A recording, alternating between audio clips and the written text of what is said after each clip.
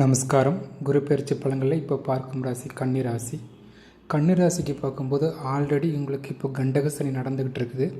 இது போக இதனால் வரைக்கும் தொழில் ஸ்தானத்தில் இருந்த தொழில் ஸ்தானத்தில் குரு இருக்கலாமான்னு பார்க்கும்போது ஆல்ரெடி கன்னி ராசிக்கு குரு மூலிமா எந்த ஆதாயமும் பெருசாக இல்லை.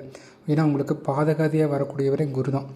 அப்படிப்பட்ட குரு தொழில் ஸ்தானத்தில் அமர்ந்திருக்கிறதும் கண்டக சனியாக இருக்கிறதும் நிறைய ட்ரபிள்ஸை தான் போன வருஷம் நீங்கள் அனுபவிச்சிருப்பீங்க.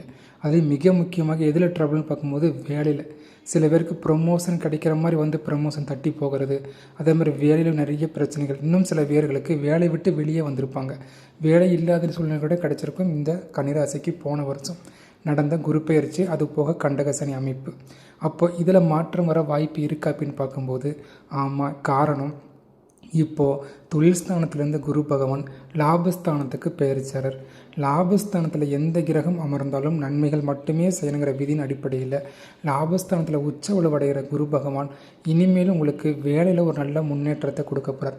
அதில் மிக முக்கியமாக இதனால் வரைக்கும் எடுத்த முயற்சிகள் எல்லாமே தடை தாமதமாகவே போயிருக்கும் இல்லையா, அது எல்லாமே தவிடுபடியாக்கப்படுற காரணம் அவருடைய 5ஆம் பார்வையாக முயற்சி ஸ்தானம்ங்கிற உபயஸ்தானத்தை அவர் பார்க்க போகிறார்.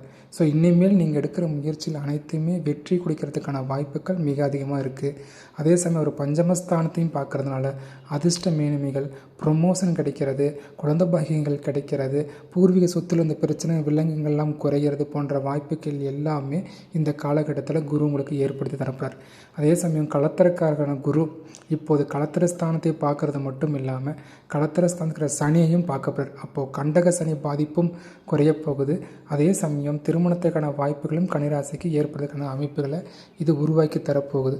அப்போது லாபஸ்தானத்தில் அமர்ந்த குரு பண தேவைகள், மிக முக்கியமாக முயற்சியில் வெற்றியும் வேலையில் ஒரு முன்னேற்றத்தையும் வேலை இல்லாதவர்களுக்கு வேலை அமைப்புகளையுமே கொடுக்கறதுக்கான பயிற்சியாகவே இந்த குரு பயிற்சி 2026 இருக்க போகிறது.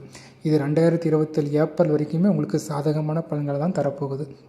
அது போக ஏழடி உங்களுக்கு ராகு பயிற்சியும் சாதகமாக தான் இருக்குது.